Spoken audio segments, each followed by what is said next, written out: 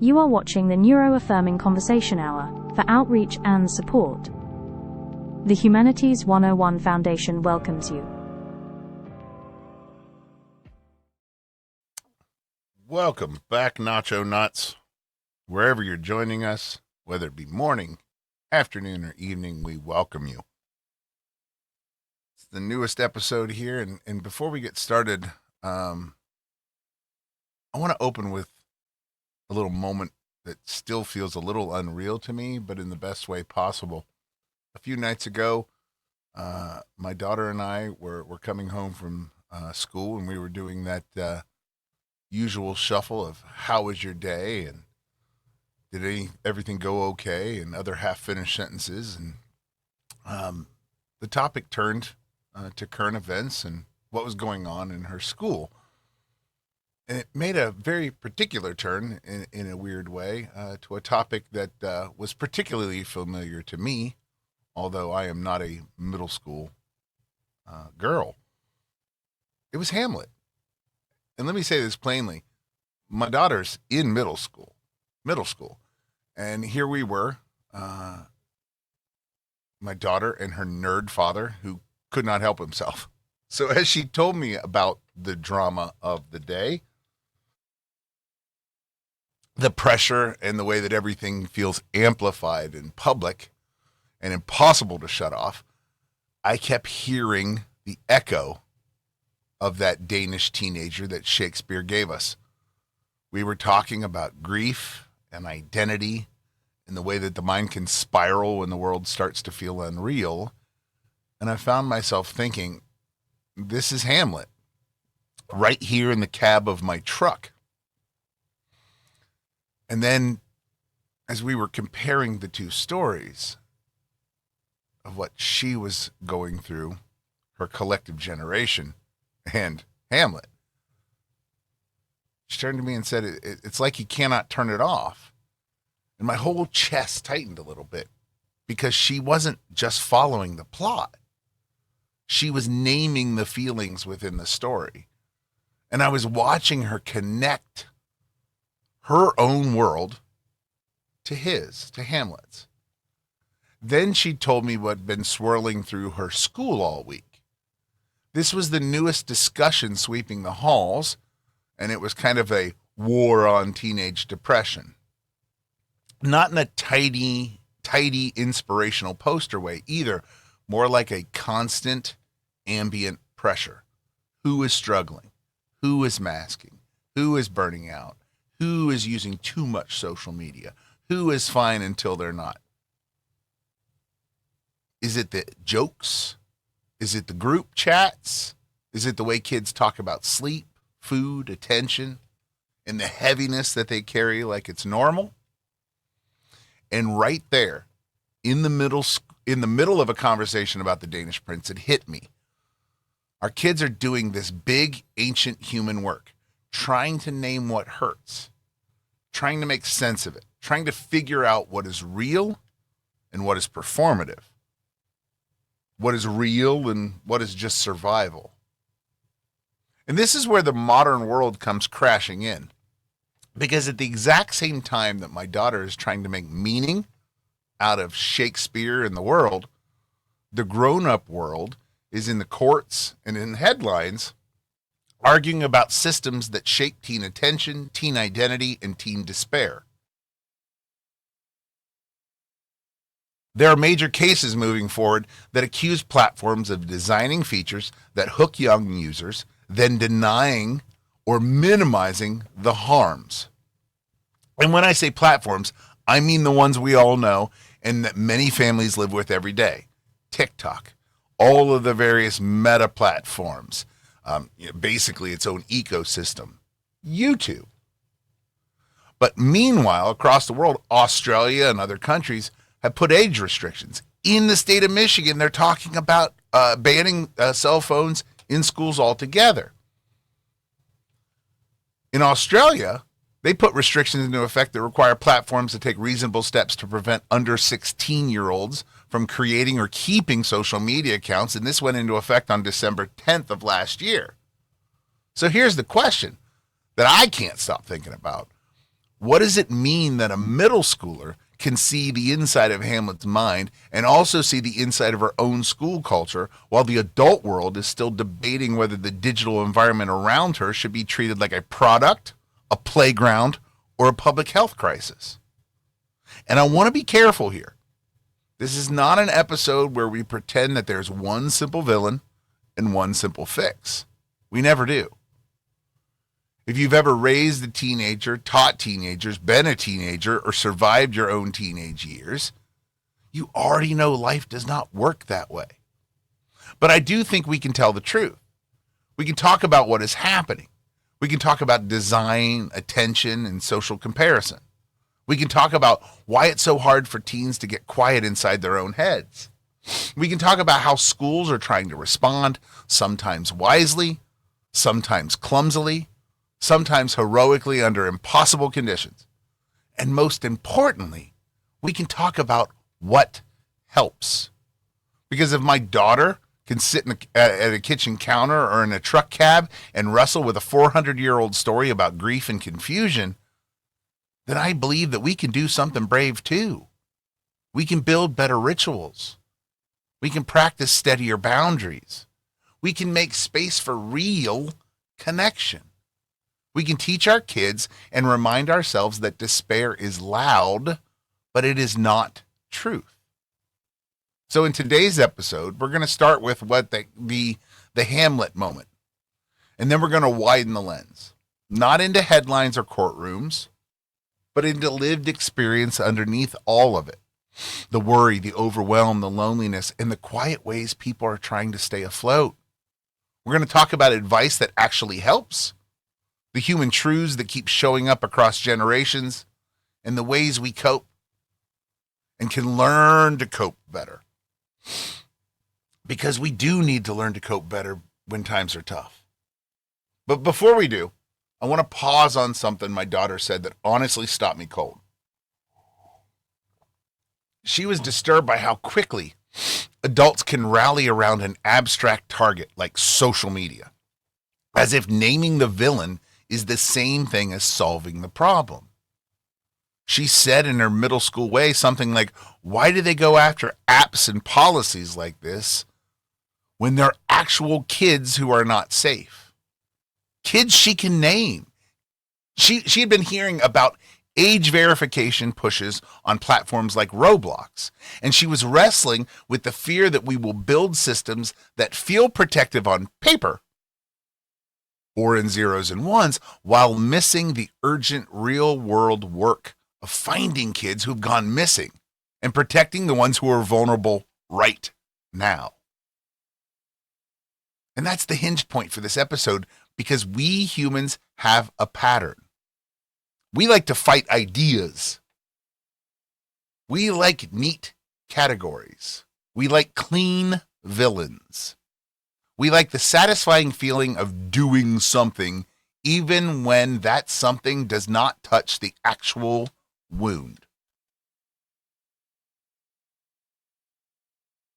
So yes, we are going to talk about lawsuits, bans, and digital architecture shaping teen life, but in an abstract way, because that way we can get to the real question, the harder question, a more human question.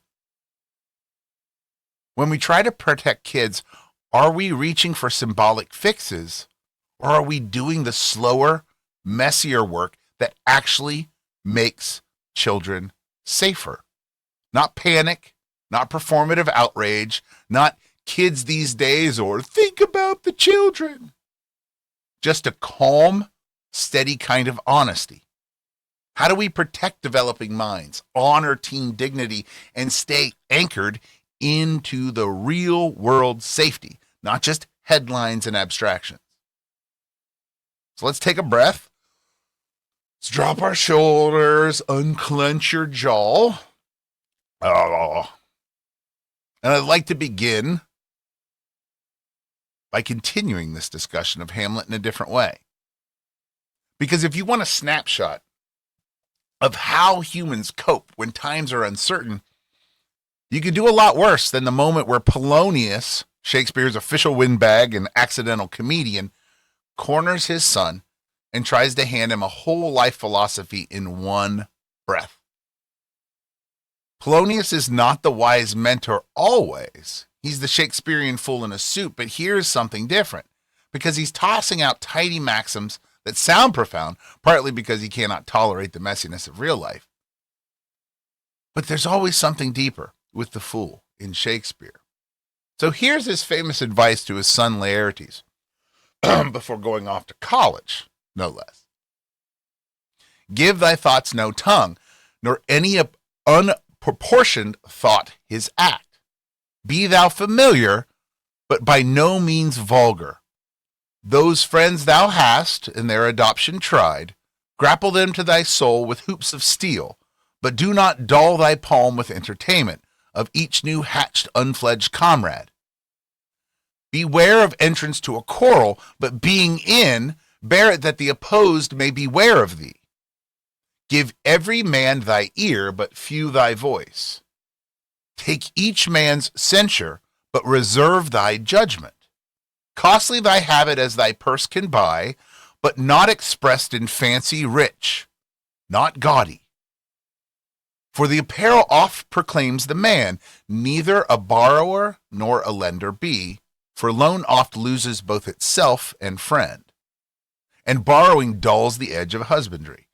This above all, to thine own self be true. Probably one of the most famously quoted Shakespeare lines. To thine own self be true. Now, on the surface, it sounds like a greatest hits playlist of good sense. Think before you speak. Do not let impulsive thoughts run your life. Be friendly without being performative. Choose your people carefully and hold the real ones close. Avoid drama when you can, but if you're in it, do not be naive. Listen more than you talk. Accept feedback without surrendering your identity. Dress in a way that reflects self-respect rather than insecurity. Do not tangle your life in money you cannot repay. And then the grand finale, be true to yourself. But the reason Polonius works so well in this scene is that Shakespeare is showing us something painfully human. Polonius is not offering Laertes a relationship. He's offering him a script. He's handing him a list of rules as if rules can protect you from uncertainty, embarrassment, heartbreak, or grief. He's trying to tame the chaos of becoming an adult with tidy lines that fit on a page. And that's exactly where I want to start today. Not because Polonius is right about everything, although he is right about a lot in that particular instance, but because this is what we do when we are scared. We reach for rules. We reach for slogans. We reach for certainty. We try to compress a whole complicated life into a few clean sentences because clean sentences feel safer than complicated feelings. And look, I'm not here to mock the instinct. I run there too. When life is loud, when the world feels unstable, when you feel like you're one more email away from snapping, rules can feel like a railing on a dark stairwell. They give your mind something to hold on to. But here's the tension. Rules can also become a kind of armor that keep you from actually feeling what you need to feel. Asking what you need to ask for, or admitting what is true to others and yourself. A rule can keep you safe, but it can also keep you stuck. So I want to walk through Polonius's advice the way we should walk through most advice in hard seasons, with a highlighter in one hand and gentle skepticism in the other. Not, is this quote iconic, but is this usable? Not, is it clever, but is it kind? Not, does this make me feel comfortable, but rather, does this make things more real? Because some of what Polonius says is solid, if we translate it honestly into modern life.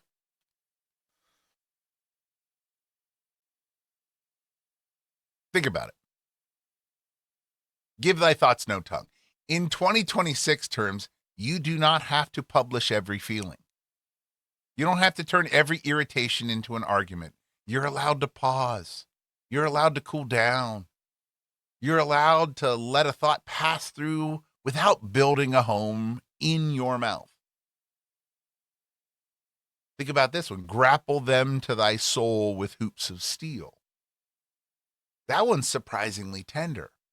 Hold on to the people who have earned your trust. In hard times, your nervous system needs familiar, safe people more than it needs novelty.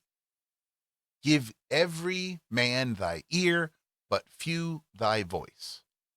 Listen generously, but do not give away your whole self to every room you enter. You can be open without being porous. And then there is the line that people quote as if it is always empowering. To thine own self be true. And that can be liberating, yes. But it can also be a trap if we misunderstand it. Because the real question is, which self? The scared self who wants to retreat? The masked self who performs competence? The angry self who wants to burn bridges? The exhausted self who just wants to disappear? Or the people-pleasing self who says yes when the body is screaming no? Or what about the deeper self? The values self, the self that wants to live with integrity even when it's hard. That's where we're headed today. Not towards more rules, not towards a perfect life script, but toward a few steady human truths that actually hold up when times are tough. Truths that make room for grief and confusion and still leave space for dignity, repair, and joy. So let's take Polonius's list, set it gently on the table, and ask, what part of this is wisdom? What part is fear? And what would it look like to choose something truer than a slogan when life gets heavy? And here's where I want to turn the microphone toward you, Nacho Knots. This is that weekly participation section. What is a piece of advice you've received that took you years to truly understand? Not the kind you nodded at politely, not the kind you posted on a sticky note. I mean the kind that sounded simple, even obvious, and yet it didn't become real wisdom until life made you pay tuition for it, until you made the same mistake, until you learned it in your body, not just your brain. I ask because I keep thinking about a man who did that for me. When I was 16, 17, 18, I worked for an older gentleman who ran a kitchen at a 4-H camp. He was a World War II vet. He was one of those old school cooks who could make a quiet room feel like an education. He wasn't flashy. He didn't do speeches, although he did do stories. He just showed up, did his work, and watched everything. And for almost a decade, from the time I was 15 until my mid-20s, he taught me things in the way people like to learn. That's sideways.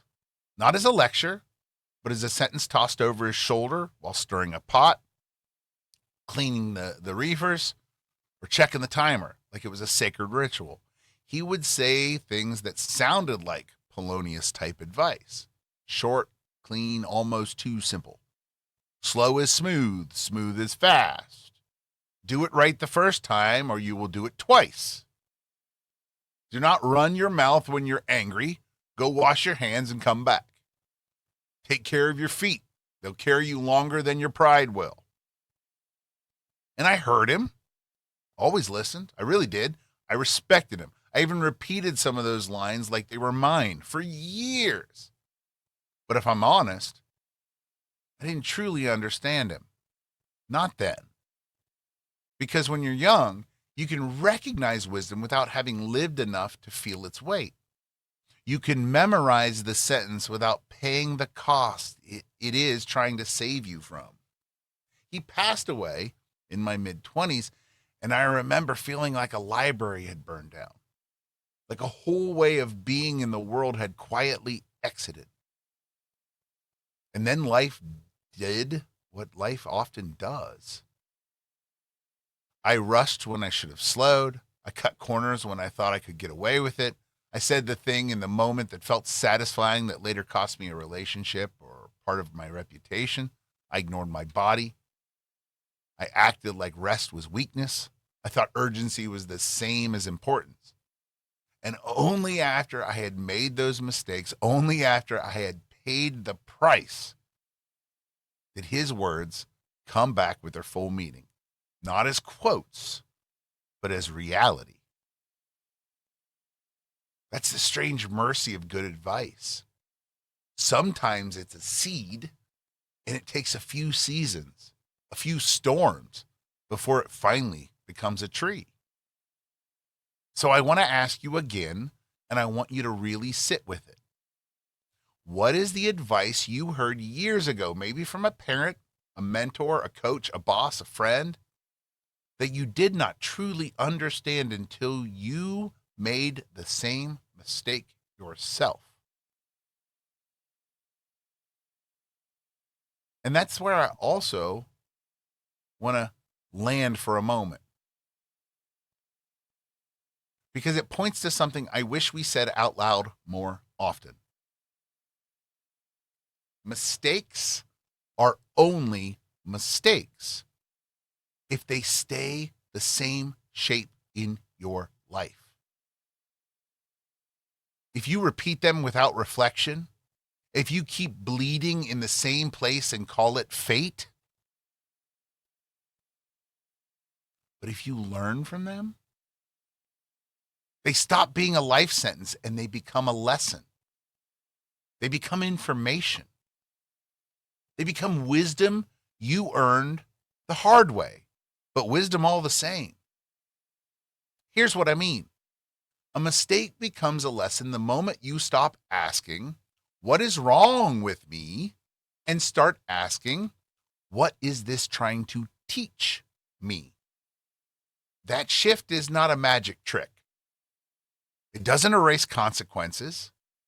It doesn't undo harm, but it changes your posture.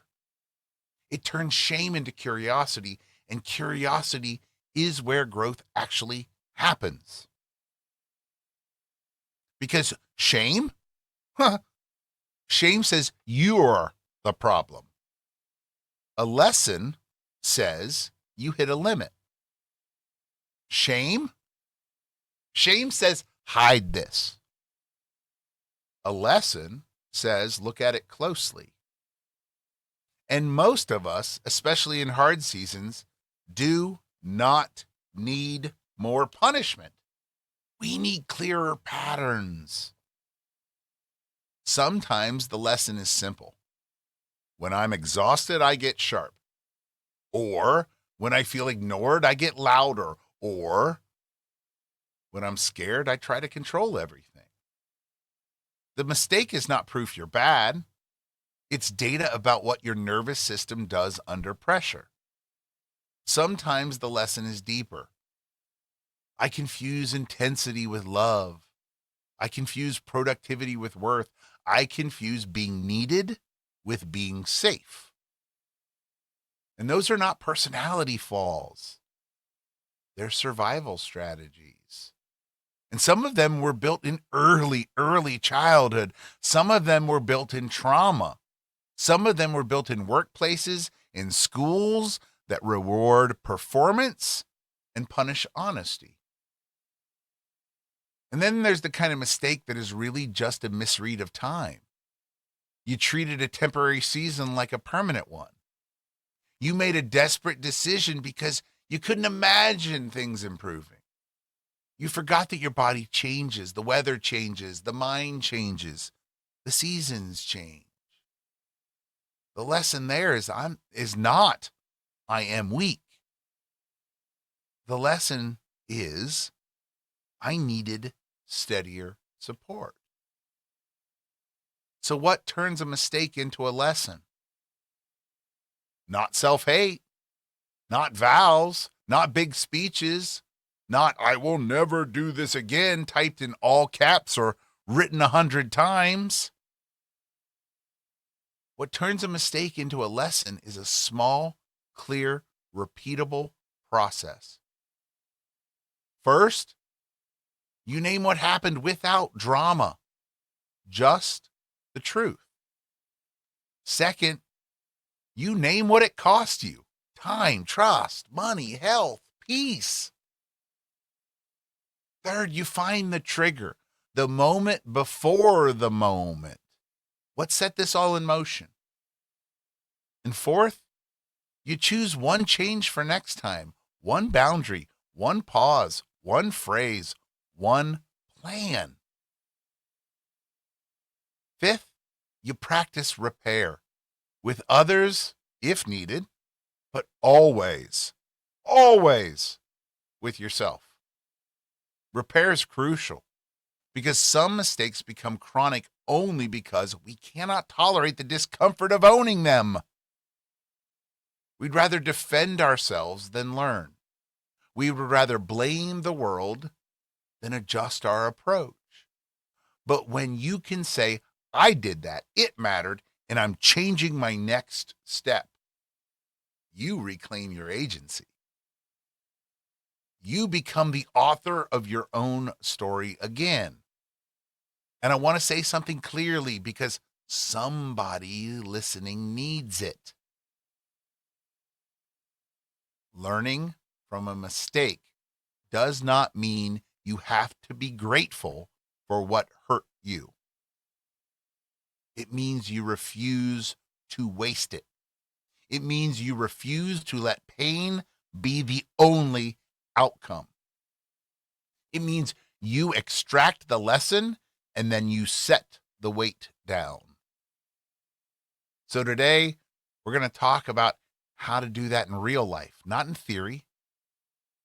How to spot patterns, how to slow down for 5 seconds when you're about to say the thing you will regret, how to build routines that make it harder to spiral, how to create the kind of support that turns "I am failing" into "I am learning." Because in the end, a mistake is not a verdict. It's a fork in the road. And learning is how you choose the better path next time. Learning from mistakes is one of the few truly universal human skills. It's older than any app, any trend, any self-help framework. It's the quiet engine behind becoming a better person. Not the person who never messes up, but the person who grows. And the humanities have been telling us this for a long time. In Greek tragedy, the problem is rarely evil. The problem is a human blind spot: pride, haste, denial, the refusal to see what is true. The characters do not fall because they are monsters. They fall because they keep walking the same path, even when the evidence is screaming, "Turn around, do not go there." The tragedy is not the mistake. The tragedy is the refusal to learn. That is why mistakes matter. They reveal where we are still asleep. In philosophy, there's a very old idea that the examined life is a life worth living. Not because reflection makes you superior, but because reflection makes you honest. Without reflection, your life becomes a set of reflexes. You become a bundle of habits you did not choose. You react, you repeat, you defend, you blame, but you do not grow. But with reflection, something changes. A mistake becomes a mirror. Not a mirror to punish you, but a mirror that tells you where your values and your behaviors do not match yet. And that's at the heart of becoming a better person. Not perfection, but alignment. If you value kindness, but you snap when you're stressed, your mistake is a signal. Your kindness needs a support system. You may need a rest. You may need a boundary. You may need a different script when you feel cornered. If you value honesty, but you avoid hard conversations, your mistake is a signal. Your honesty needs courage and a plan. You may need to practice repair language. You may need to tolerate temporary discomfort for long-term integrity. If you value community, but you isolate when you're struggling, your mistake is a signal. Your community needs rehearsal. You may need to decide in advance who you contact when the spiral starts, like a safe friend. Mistakes show you where your ideals are real and where they're still aspirational. And this is where a lot of people get stuck. They treat mistakes like identity. They say, I am a failure, instead of I failed at something. And that's not just harsh. It's inaccurate. You are not your worst moment. You are not your most reactive day. You are not the version of you that showed up under sleep deprivation, grief, fear, or overload. A better question is, what kind of person do I want to be, and what practices will help me become that better person more consistently? Because being better is not mostly a dramatic decision. It's a daily practice. It's training. The ancient writers understood this. Aristotle talked about virtues as habits built by repeated actions. In plain terms, you do not become courageous by reading about courage. You become courageous by doing the next brave thing when you're scared again and again until it becomes part of you. You do not become patient by wishing. You become patient by practicing patience in small, ordinary moments, especially when you don't feel like it. And this matters because learning from mistakes is how you build those habits. It's how you turn a painful moment into a better pattern. And here is what learning looks like in human terms. It looks like humility, which is not self-hatred. Humility is not self-hatred. It is simply the willingness to say, I was wrong. It looks like accountability, which is not shame. It's the willingness to take responsibility for impact, not just intention. It looks like repair, which is not groveling. It's the willingness to rebuild trust through actions that match words. It looks like discernment, which is not cynicism. Discernment is the willingness to notice what is actually happening, not what we wish was happening.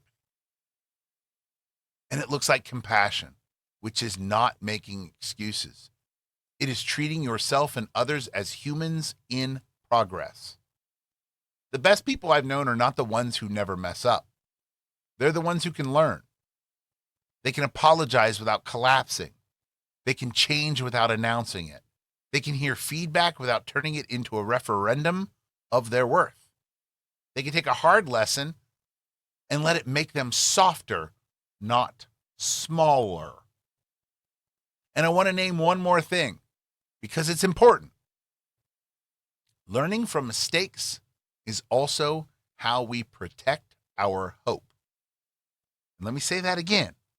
Learning from mistakes is also how we protect our hope. When you believe you can learn, you do not have to be trapped by your past. You do not have to pretend you have always been wise. You do not have to maintain a perfect image. You can be a person who is becoming. So if you're listening and you've made a mistake and you have a mistake on your mind right now, here's the gentlest truth I can offer. Don't waste it. Name it. learn from it, repair what you can, adjust your next step. Then let it become part of your education, not part of your identity. And in a world that often feels like it's spinning too fast, that is one of the most powerful human things you can do. You can choose to grow. And all of that brings us to the wider weather we're living under right now, both literally and figuratively. Because in times like these, when the headlines feel relentless and the ground feels unsteady, it's easy to start thinking in a strange and heavy way. It can feel like you were dropped into the wrong chapter of history, like being alive right now is some kind of cosmic mistake or theological joke. Like everyone else got an easier era and you got this one. You might not say it out loud, but you feel it in your body. The fatigue, the vigilance, the tightness in your chest when you open your phone, the sense you're always catching up on bad news rather than just news. And if you felt like that, I want you to hear me clearly. That feeling is understandable. It's human. When the world is loud, your nervous system tries to make meaning of it. And one of the meanings it reaches for is often this. This should not be happening, or I should not be here for this. But this is where I want to offer you something steadier than despair. There's a line from Gandalf that I come back to again and again and again, especially in hard seasons. Just this past weekend, in fact. Frodo is overwhelmed by everything that has landed on his shoulders, and he tells Gandalf, I wish it need not have happened in my time. And Gandalf answers, so do I. And so do all who live to see such times. But that is not for them to decide. All we have to decide is what to do with the time that is given us. That's the hinge. We do not get to choose the era. We do not get to choose every circumstance. We don't get to control the whole storm. But we do get a choice. Not a grand cinematic choice every day, but a real one. The choice of what we do with the time we have. And that choice matters because it brings you back to agency. It means that even in troubled times, you can choose what kind of person you will be. You can choose what you will feed your mind. You can choose what you will practice. You can choose what you will build. You can choose who you will be kind to. You can choose where you will draw boundaries. You can choose to repair. You can choose to rest. You can choose to stay connected. You can choose to be a small light in a dark room without pretending the darkness is not real. So if you've been carrying that quiet thought, I shouldn't be living in this time, I want to reframe it with you. This is not a mistake you're trapped inside. This is a time you are living through, and you still have a choice, not over everything, but over something, over your next step, over your next word, over the way you treat your own mind and body, over the way you show up for another human being, maybe. And in the days ahead, that is what we're going to practice together.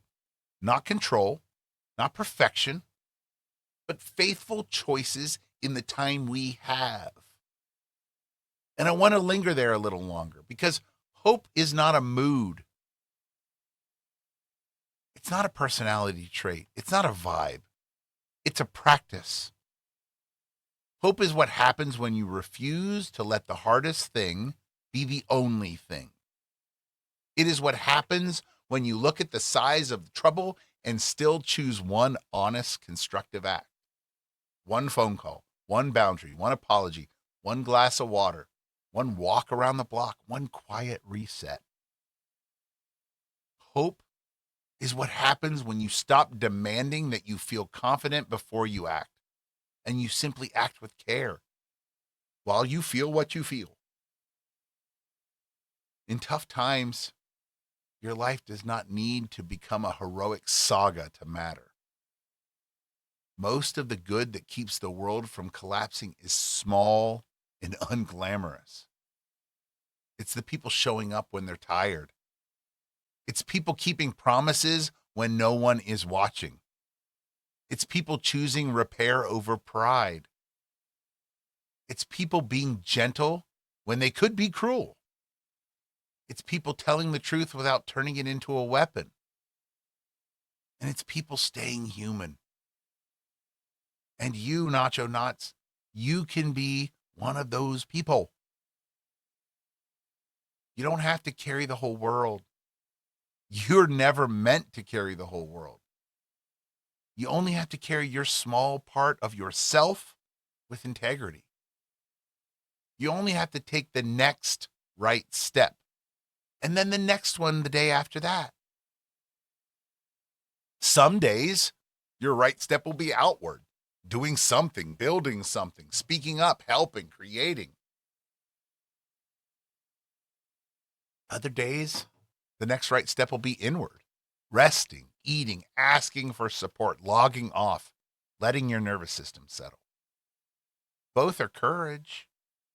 Both are care. Both are how we endure. And let me say this in a way that I hope lands gently. If you're alive in these times, you're not here by accident. You are here with your specific set of gifts, your specific tenderness, your specific stubborn ability to keep going. You've survived every hard day you already have lived. And that's not nothing. That's evidence. So when the world feels like too much, widen your frame, step back, take a different look. Look for what is still true. There's still people who love you.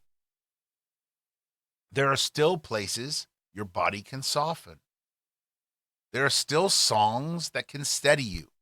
There are still books that can name what you feel.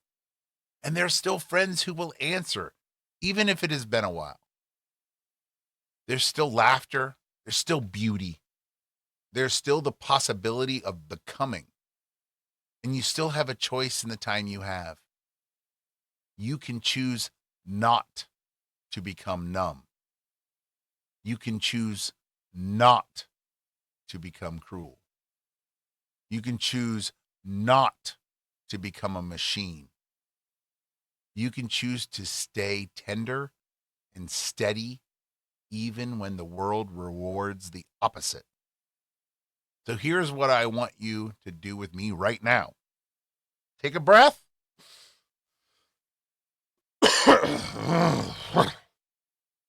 Unclench your jaw.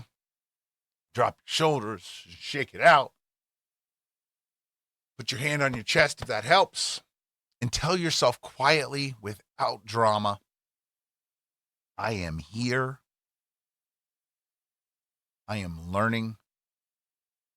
And I can take the next step. It's not a slogan. It's a vow. And we're going to keep that vow together. So before we close, I want to gather the threads we've been holding today and lay them down in a way you can carry with you. Think of what comes next as a set of gentle mile markers, a short recap of where we've been, what we've named, and what I hope you remember when you step back into your week. We began in that daddy-daughter conversation, the small miracle of a middle school meeting with Hamlet and real curiosity, not as an assignment, but as a mirror of conversations happening in the hallway. We named how young people are already wrestling with grief, confusion, pressure, and identity, often with more honesty than adults expect. That moment reminds us that the feelings we carry in hard seasons are not new. They're human, and they've been with us for generations. From there, we use Polonius's advice to Laertes as a doorway into how people reach for certainty when life feels unstable. We talked about why tidy rules and quotable lines can feel comforting and why they can also become a substitute for real wisdom. We practice holding advice with both respect and discernment, asking not, is this famous, but is this usable? And is this kind? And does this help me become more grounded, not more rigid? And then we turn the question for you. What advice did you receive that took you years to truly understand? We sat with that truth that some wisdom can be downloaded, but it has to be lived. And I told about Owen, the World War II vet cook, whose quiet phrases did not fully land until the same mistakes happened in my own hands.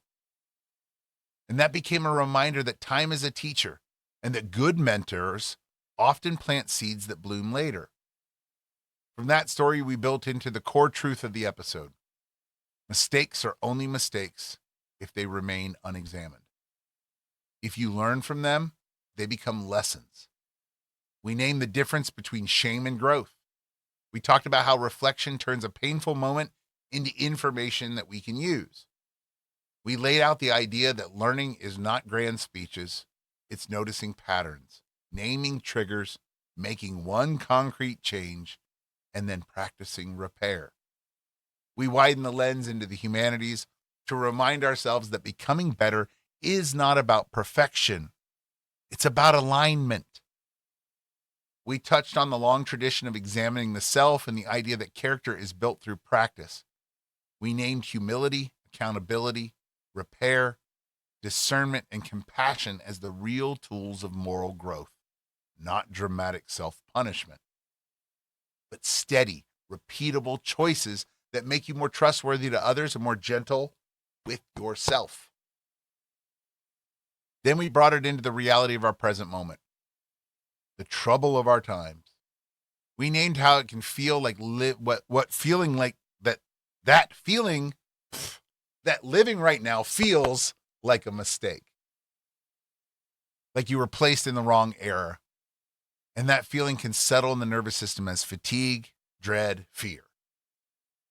And we offered a steady reframe through Gandalf's words, always Gandalf's words. We don't get to choose the times, but we do get to choose what we do with the time we have. We emphasized agency, not control over the whole storm, but ownership over the next step. We closed with hope as a practice rather than a mood. We reminded ourselves that the most of what keeps the world from collapsing is small and unglamorous. Rest, repair, kindness, boundaries, honesty, connection, the refusal to become numb or cruel. We grounded the episode in a simple, repeatable truth you can carry into next week. You are here, you are learning, and you choose the next step. Before we move into affirmations, a quick practical note. Remember, if this episode gave you something steady to hold on to, please follow, like, and share so that you can reach someone else who needs this next week. If you're able to support the work, you can donate through the links at humanities101.org. Because remember, April is Autism Awareness and Acceptance Month, and I'll be speaking at the Autism Society of Wisconsin Conference in April, as well as the Autism Summit in Flint on April 25th. So I would like, if you want to give for that work, or even reach out to have me come speak at your facility, organization, or to facilitate a training during April, email me at info@humanities101.org. And as always, follow for more conversations like this. One more announcement before we move into our affirmations, Nacho Knots. I've accepted a Fulbright Specialist Program grant to travel to Central Asia in the fall of 2026. I'm going to deliver a series of lectures on American culture and society at a group of universities as part of the 250th celebration of our country. It's not just a personal milestone and one of my professional goals, but it directly serves our community and our college by strengthening international partnerships, elevating the college's public profile, and bringing back cross-cultural insights and materials that can enrich our collective lives. It also strengthens the foundation of disability advocacy here in Michigan. Building bridges across cultures is part of building stronger systems at home. It helps us bring back new perspectives on universal design, inclusion, and human dignity. And it reinforces the idea that disability justice and neuro-affirming practice belong in every conversation about education, public life, diplomacy, and community care. And finally, it continues the mission of the Humanities 101 Foundation. It expands the reach of our work, deepens the credibility of our advocacy, and creates new opportunities to connect local impact with a global story of belonging, access, and human values. I can't wait to share what I learn along the way.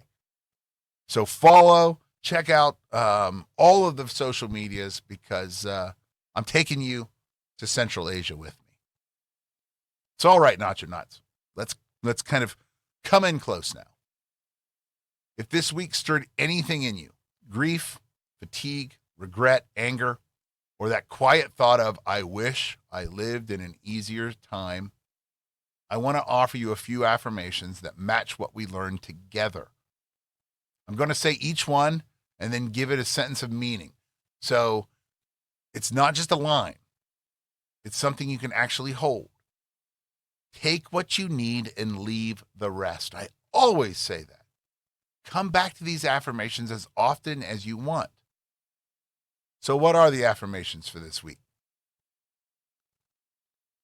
I'm allowed to be human in hard times. You do not have to perform strength to deserve kindness, including your own. I do not have to be perfect to be worthy of care. Your worth is not a prize you earn after you get everything right. I can learn from what went wrong without becoming what went wrong. A mistake is something you did, not a definition of who you are. Mistakes are not a verdict. They are information. If you're willing to look honestly, a misstep can become a map. If I learn, I grow. If I grow, I am not stuck. Growth is proof that the story can change even if it changes slowly. I can choose one small, steady step today. You do not have to solve your whole life. You only have to take the next right step. I can pause before I speak. A pause is not weakness. It is wisdom, and it protects what matters. I can repair when I miss the mark. Repair is a skill, not a humiliation. It's how trust is rebuilt. I can be accountable without shaming myself. Accountability says, I will do better, and shame says, I am beyond hope. Choose the first one. I can tell the truth and still be kind. Honesty does not need cruelty to be real, and it can be steady and respectful. I do not get to choose the era, but I do get to choose my next action. You cannot control the whole storm, but you can steer your own small boat. I can decide what I will do with the time I have.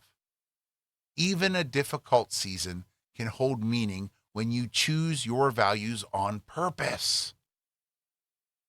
I can be a small light without denying the darkness.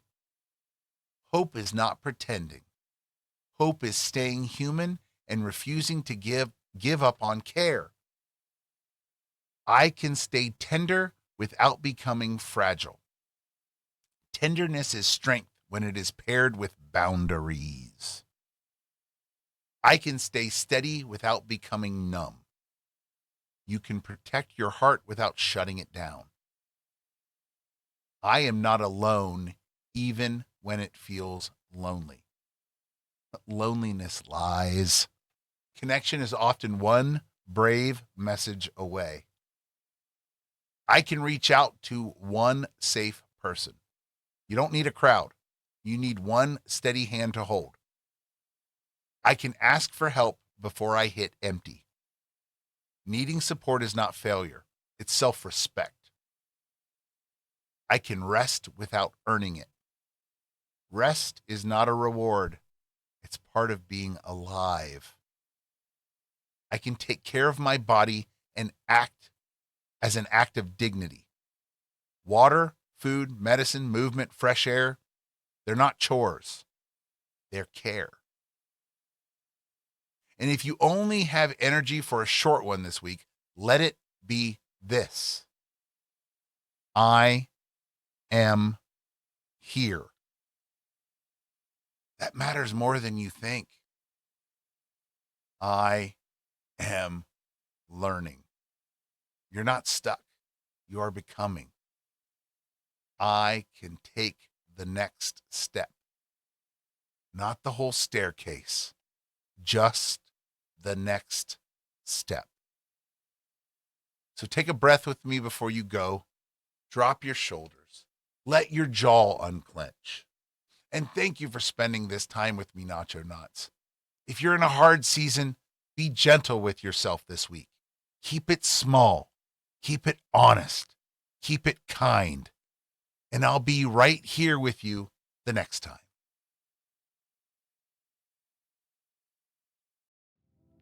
Thank you for joining us. See you next week. The views and opinions expressed in this video are solely those of the creator and do not reflect the views of any institution, employer, or affiliated organization.